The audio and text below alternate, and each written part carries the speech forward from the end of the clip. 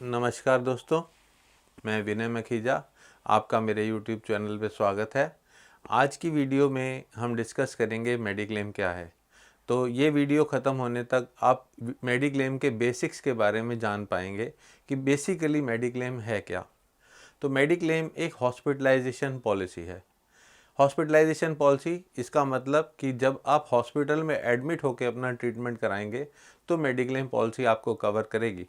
अगर आप ओपीडी में अगर किसी डॉक्टर के पास गए और कंसल्टेशन लेके आप आते हैं तो वो हॉस्पिटलाइजेशन नहीं है, तो वो हमारी मेडिक्लेम पॉलिसियाँ कवर नहीं करती। हॉस्पिटलाइजेशन दो तरह से हो सकता है। एक तो इमरजेंसी कोई पड़ी और अचानक आपको हॉस्पिटल में जाके एडमिट होना पड़ा, और दूसरा होता है कि जब आपको कोई प्रॉब्लम आई, पहले आपने डॉक्टर से कंसल्टेशन किया, उन्होंने कुछ आपको टेस्ट रिकमेंड करे, कुछ दवाइयाँ रिकमेंड करी, और लेटर ऑन पता चला कि वो प्रॉब्लम थोड़ी सी बड़ी है जिसका ट्रीटमेंट हॉस्पिटल में एडमिट होके होना होगा। तो हमारे को हॉस्पिटलाइजेशन तो पॉलिसी कवर कर ही देगी, पर उससे पहले जो हमने डॉक्टर से कंसल्टेशन करी थी और टेस्ट कराए थे वो हमारा प्री हॉस्पिटलाइजेशन यानी हॉस्पिटल में एडमिट होने से पहले वाले खर्चे थे, तो वो हमारे प्री हॉस्पिटलाइजेशन कवर में कवर हो जाते हैं।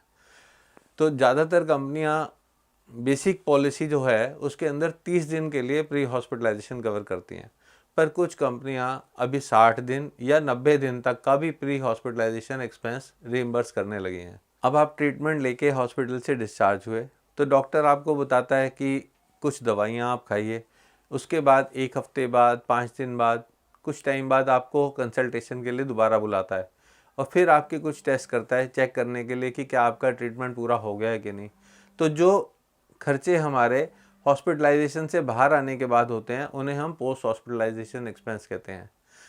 अभी हमने ये देखा कि हमारा क्या क्या कवर हो गया। पहले तो हमारे को हॉस्पिटल में एडमिट होने से पहले वाले खर्चे प्री हॉस्पिटलाइजेशन में कवर हुए।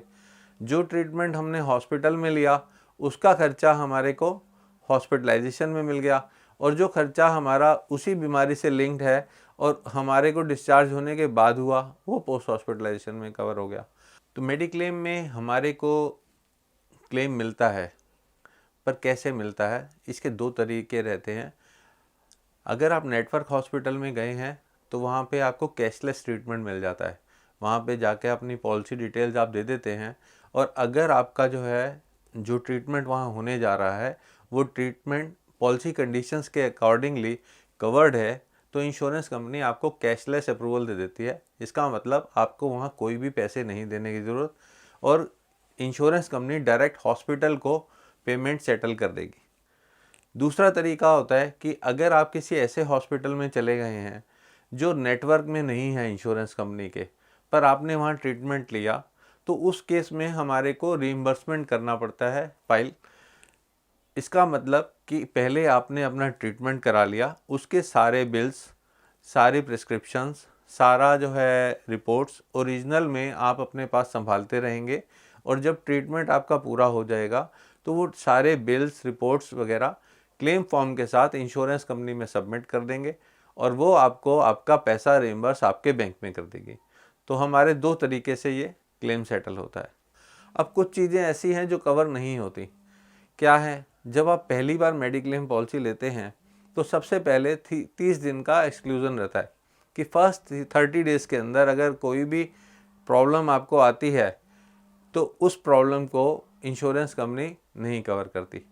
उसके बाद दूसरा एक्सक्लूज़न होता है स्पेसिफाइड डिजीज़ का, जिसका वेटिंग पीरियड रहता है 2 साल।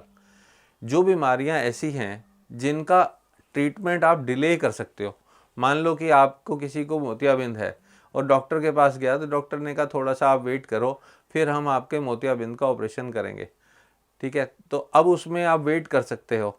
तो वो प्रॉब्लम्स जिसका इलाज के लिए आप डिले कर सकते हो, कोई अर्जेंसी नहीं है, उन बीमारियों को इंश्योरेंस कंपनियों ने स्पेसिफाइड डिजीज़ की लिस्ट बना दी कि जैसे पथरी है, मोतियाबिंद है, पाइल्स है, हर्निया है, और यूट्रस रिमूवल का ऑपरेशन हो गया।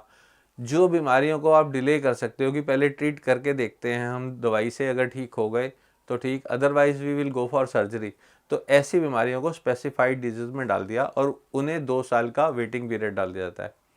तीसरा एक्सक्लूज़न होता है हमारा जो मेजर है, pre existing disease. Pre existing disease अगर आप पॉलिसी लेने जा रहे हो और उस टाइम पे आपको कोई बीमारी पहले से है, तो वो बीमारी आपकी जो है किसी कंपनी में 3 साल का वेटिंग पीरियड रहेगा प्री एग्जिस्टिंग डिजीज़ के लिए, और किसी कंपनी में 4 साल का वेटिंग पीरियड रहेगा। तो ये हमारा एक्सक्लूजन रहता है कि वो अगर कोई प्री एग्जिस्टिंग डिजीज़ है तो वो वेटिंग पीरियड के बाद कवर होती है। तो आज हमने ये जाना कि मेडिक्लेम क्या है।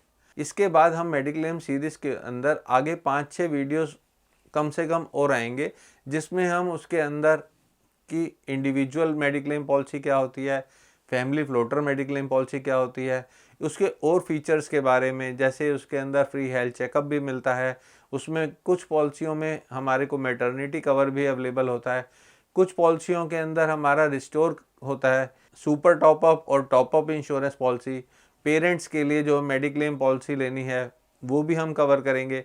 जो कंपनी वाले आपको मेडिक्लेम प्रोवाइड करते हैं उसके साथ हमारे को क्या करना चाहिए ताकि हमारी जो है इंश्योरेंस नीड्स पूरी तरह से कवर हो सकें। तो ये सब वीडियोस हमें आने वाले आपको जो है सीरीज़ में भेजता रहूँगा। मैं आशा करता हूँ कि आज के वीडियो में आपको मेडिक्लेम के बारे में बेसिक जानकारी मिल गई होगी। अगर आपको जानकारी अच्छी लगी है तो आप इसे सब्सक्राइब भी कर लें, और सब्सक्राइब करने के साथ ही साथ बेल का बटन दबा के ऑल पे क्लिक कर लीजिए। इससे आपको सारे नोटिफिकेशन इन फ्यूचर आते रहेंगे। और मैं डिस्क्रिप्शन बॉक्स में अपना जो है कॉन्टैक्ट डिटेल्स भी दे रहा हूँ। अगर आपको कोई पर्सनली मुझसे कोई जानकारी चाहिए तो आप उसमें मुझे कॉन्टैक्ट कर सकते हैं। धन्यवाद।